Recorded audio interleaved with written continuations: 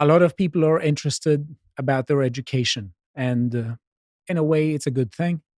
And I want to say that sometimes a good education is really good thing, both for a your CV and for, let's say, your personal betterment. But there is such a thing as saturation of a particular market, and people go after that the degree that teaches the skills that that market is needed. So there is such a thing as the need to stand out. So, Josh, I want to sell you a degree. Okay. Okay. You don't know what it is yet, but I want to say that it is guaranteed to make you stand out and actually become a spellbinding candidate for a particular position. I'm starting to make guesses at what this might be. Well, I think that basically, if you think highly of the University of Exeter, I don't. or maybe it's good to keep an open mind. Yeah, I grew up near Plymouth, and people from Exeter, it's like the next town over. And, with the way that England is, the people you hate the most are the people in the town over, right? Yeah. So basically, I want to sell you a degree in Islamic witchcraft. That sounds right up my street. Because imagine just your CV, how it would immediately stand out. You go for, let's say, a position in the top echelons of finance. Everyone has finance degrees. They don't stand out. I think But that would you be, saw there on the CV, MA in Islamic witchcraft. it's like the best degree to intimidate people, because people who are scared of Islamists would be like, oh, he's studied Islam, I don't know. People who are scared of magic for some reason, is increasing because there's loads of new age nonsense about, and people believe in that sort of thing. Are you sure it's nonsense? Yes. But they might think, oh, they're going to cast a spell on me, or they can combine the two and they're going to carry out some sort of magical jihad. But I still think that this would be good for you because you're our man of science, just, cold reason, facts. It's good to keep an open mind and also good to regularly expose yourself to different views. So I have to suggest to you to do that. This degree is a good opportunity because by learning Islamic witchcraft, you will immediately stand out. You will get the combined airport security, maybe. Yeah. You will get the combined wisdom of the East and West in just one MA. Now, speaking of the wisdom of the East and West, you could basically go to a website, subscribe for £5 a month, watch all our premium content, and watch things like Symposium 27 that we did with Carl and Bo on the Epic of Gilgamesh. Yeah, this was a really interesting episode. Now, let's go to the University of Exeter. I saw some articles about it, and I thought that, maybe they were misrepresenting what was going on. Maybe tabloid journalism. But it turns out they wasn't. They weren't. Now, it says here, impact of witchcraft and the occult feature in one of the UK's first postgraduate courses in magic. But the thing is, a postgraduate course may only be a year. So spending a year studying, the sort of sociology and anthropology and theology, looking at things like witchcraft and Islam, that might actually be quite a reasonable thing. And I actually think that this sounds genuinely interesting. I'm not even being facetious. I would like to study this. So let's see. Let's work together and see and do our due diligence. It says an innovative new degree shows the history and impact of witchcraft and magic around the world on society and science. Academics with expertise in history, literature, philosophy, archaeology, sociology, psychology, drama, and religion will show the role of magic on the West and the East. These are some beautiful sentences.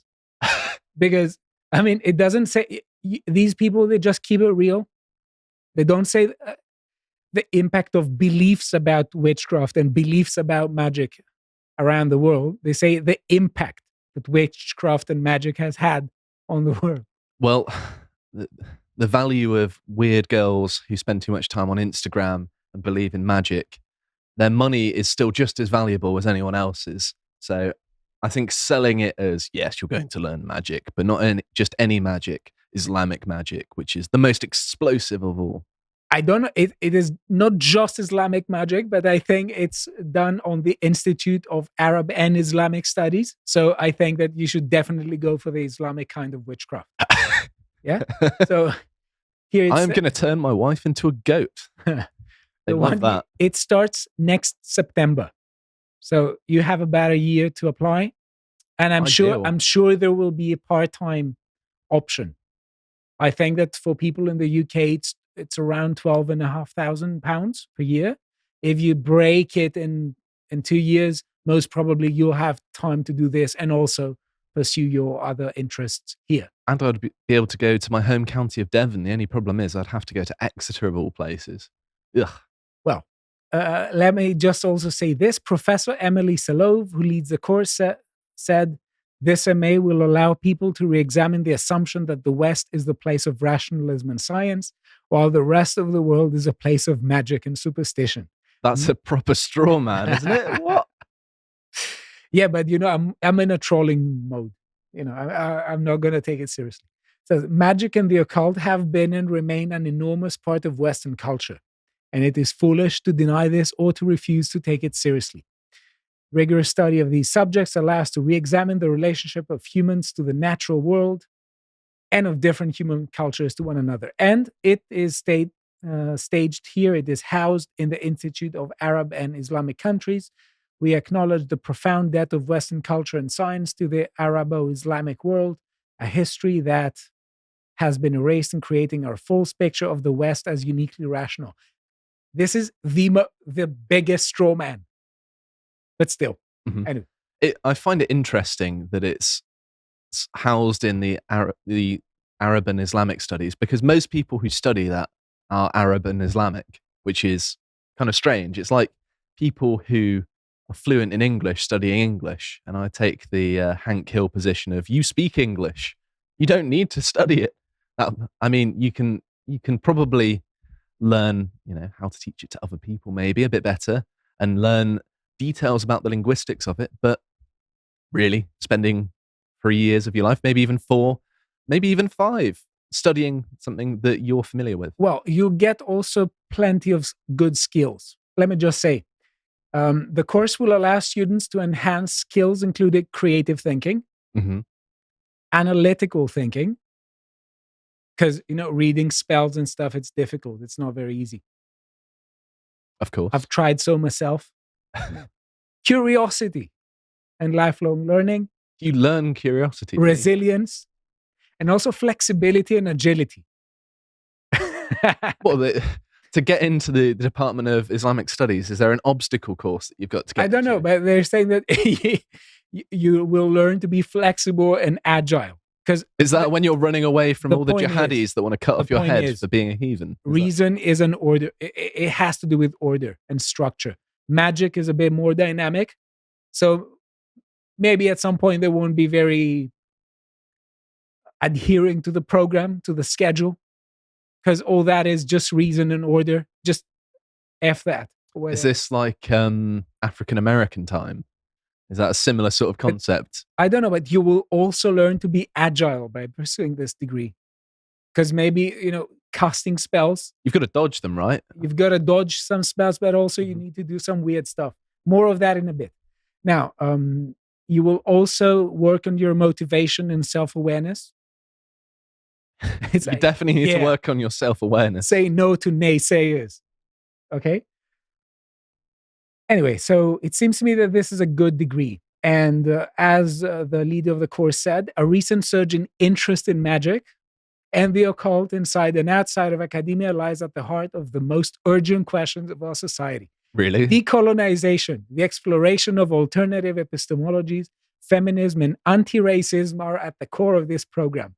Oh, it got lame so quickly. Sorry. You'd slap the table there. No, it's just... No.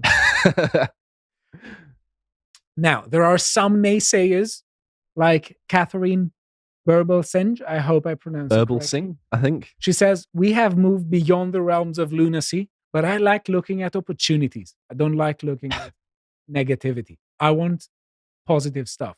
So I still want you to not be disincentivized to pursue this degree. because there are plenty of reasons why. Because, of course, anti-racism and decolonization are just topics so close to my heart, Yeah. So basically, what is going to happen? You're going to be a very spellbinding candidate. You're going to Yes. have good skills that will be analytical. You will become flexible and agile. And also, I want to say, because I searched a bit the research output, there are plenty of good advice for sex. Yeah. So, for Are instance, you suggesting I need that advice, Stelios? I don't know, Is but that what you're implying? I was searching at the publication and the comments and the articles, and I found here a book. I think I will ask to review this book on a symposium. Most probably, Carl will say no. It says the Sultan's sex potions, Arab aphrodisiacs in the Middle Ages, and I read here from the Amazon description. It says about far from being the pursuit of prurient pornographers, eroticism and sexuality received it says it was devoted to aphrodisiacs as well as sexual stimulant practices and positions. So if you get good knowledge of witchcraft, you might have some lack with potions as well. So they should put this as an advertisement for the degree. You should do an Islamic sex potion review to let us all know, because we're all dying to know which Islamic sex potion is the best. Which one makes you the most potent, Stelios? The people need to know. And also, think of this. Sometimes, competition is tough. Sometimes you have to get ahead of the curve. And, even if you go to apply for a job, and you will stand out by having an MA in Islamic witchcraft, but maybe there will still be some doubts in the minds of the people who will interview you, because maybe some other candidates will have good other degrees. But I have a solution. We read here from the Sorcerer's Handbook, Medieval Arabic Magic in Context. This was actually funded by the Leverhulme Foundation. So those of you who were in academia or who still are and have your applications declined by Leverhulme funding, please watch this and just ask yourself, how is academia going? That's a rhetorical question. I know you can give the answer. It says here, this project focuses on a collection of magical texts attributed to an influential medieval scholar of the Arabic language. Anyway, that's not what I had in mind, by the way. It says here, this is how I think you will be able to destroy competition. It says there, cauldron. When the moon descends in this mansion, take a copper pot and on the bottom engrave a peacock with its feathers spread and a snake in its mouth with 3 heads and a human head on its back. When you have done so and you want to remove a person's desire for food and bind him, I can't read afterwards, but it seems like there's plenty of advice for how to do voodoo against other candidates for application. So this is a no-brainer. Definitely pursue this degree.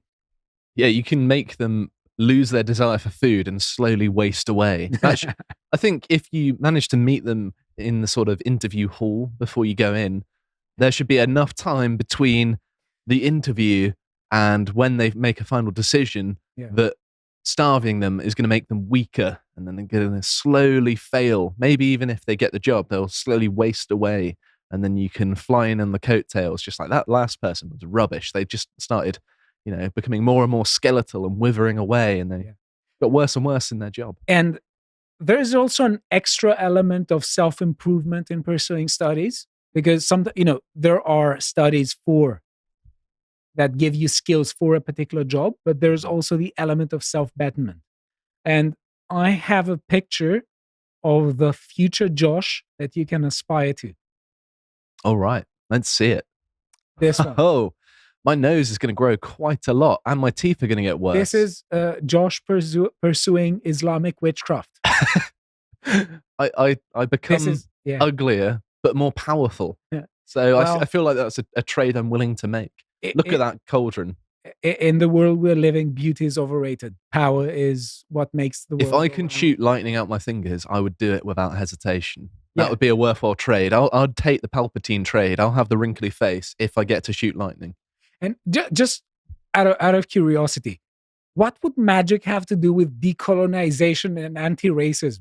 It's just inclusive magic. Well, they're trying to say that everyone claims that, Europe, Yeah. we were never wrong about anything ever, and all of the rest of the world, they're stupid. And that's what everyone thinks, isn't it? That no one ever, talks about witch trials and sort of weird superstitions or mythology about weird creatures and things like that. That never goes on. We never talk about that in Europe. It's fun that you have not only a degree in witchcraft, but also a woke degree in witchcraft when they combine it with.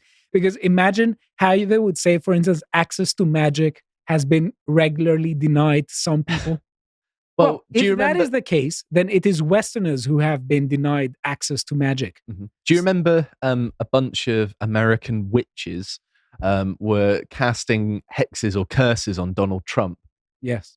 I wonder if that worked. I'm sure all of the litigation going on towards him at the minute, that's a product of the witchcraft, isn't it? It's not, politics, business as usual.